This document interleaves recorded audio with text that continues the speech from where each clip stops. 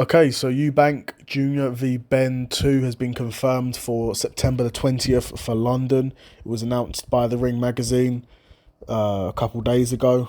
Yeah, 2 days ago it was announced by the Ring magazine. And to be honest, it's not a fight I'm really looking forward to naturally because of the nature of the first fight.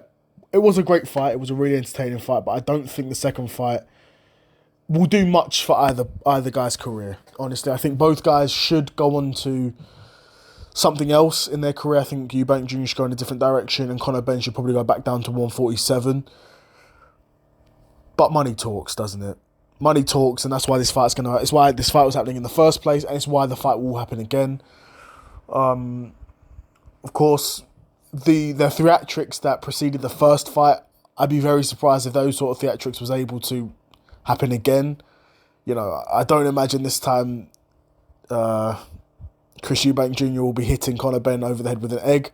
I don't imagine that'll be happening. I don't imagine there'll be all the controversy around Chris Eubank Sr. Will he be there? Will he not be there? I doubt that. But who knows? Stranger things have happened, and also around the weight cut as well. I'd be curious to know what weight division this is at. I'm assuming it'd be at 160 again. I don't think that's been confirmed, but I'm imagining it would be at 160 again. But particularly seeing how Chris Eubank Jr. won the first fight as well, so he's still the A side, heavily the A side.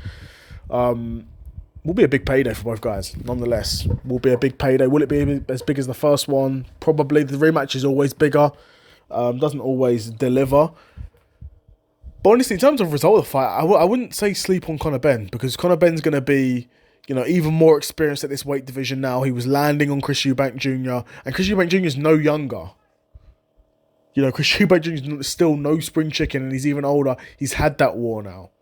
He had that fight a few months ago, and now he's been through that, and now he's going to fight again. Wouldn't be surprised if Conor Benn can make something happen here. And also, Conor Benn's going to make the adjustments from that first fight as well. The way Chris Eubank Jr. fights is the way he fights. And to be fair, the same can be said for Conor Benn, but Conor Benn is still younger in his career. He is still more malleable. There's more things that coaches can work on and train. Whereas with Chris Eubank Jr., he goes from coach to coach and trainer to trainer. He's not going to change the way Chris Eubank Jr. really fights. Really. In terms of his tendencies and his punches. He's changed his style a bit more now. By my opinion, that's because he's older and he can't commit to throwing the sort of combos that he could once throw. Right? We were seeing Eubank Jr. back guys against the ropes and throw 8-punch combos. For 12 rounds, and be able to do that flat out. That's his game. He can't. I doubt he can do that anymore. He's no spring chicken, right? Whereas Conor Benn, in terms of his boxing career, largely, still is pretty young. Still is more of a spring chicken. Exactly. He's no baby. He's no kid, but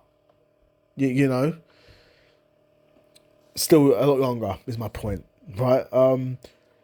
But yeah, we'll see what's next for both guys.